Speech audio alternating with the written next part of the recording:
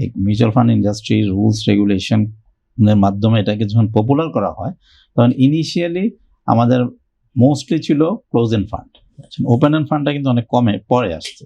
এখন যেটা হচ্ছে কি ক্লোজ এন্ড ফান্ডে আমাদের অভিজ্ঞতাটা ওয়াজ নট ভেরি প্লেজেন্ট, যার দরুন এই যে আপনার মিউচুয়াল ফান্ড বিমুখ হয়ে গেল ইনভেস্টররা, এটার কনসিকুয়েন্সিয়াল ইফেক্ট হচ্ছে যে এখন যারা নতুনভাবে আসছে বা গত কয়েক বছর আসছে with the open ended fund, তারা আর আপনার ফান্ড পাচ্ছে না।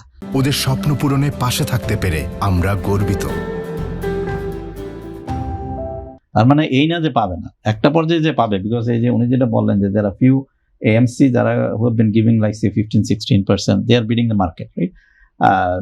Or আপনার or return আপনার যদি দেখি আমরা অন্যান্য অ্যাসেট ক্লাসের চেয়ে মোটামুটিভাবে ভালো রিটার্ন দিচ্ছে, কিন্তু এটা সময় নিচ্ছে। দুইটা কারণে সময় নিচ্ছে। একটা হচ্ছে যে এটা যেহেতু যে আমি বললাম যে অভিজ্ঞতাটা ভালো না, সেখান থেকে বেরিয়ে আসতে পারছে না। It's a psychological barrier for the investors to come out of the issues that they have gone through. Second হচ্ছে যে আপনার যারা নতুনভাবে আসছে, এর মধ্যে যেটা আনফর্চুনেট ইভেন্ট হচ্ছে যে ইনিশিয়াল সিড মানিটা তো আসে ইনস্টিটিউশন থেকে।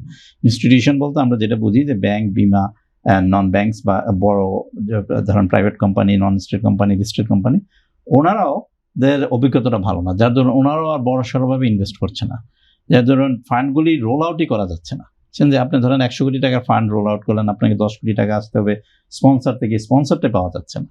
So it's a issue, it's a crisis, it's a challenging situation, but ইনশাল্লাহ এটা ঠিক হয়ে যাবে। It's matter of time. এর মধ্যে তো অনেকগুলি চেঞ্জ হলো, রুলস অ্যান্ড রেগুলেশন হয়তো আরও হবে, যেগুলি কাজ মানে আমি যেটা বারবার বলি যে ওয়ার্কেবল না হলে we all should remain open to get the things change.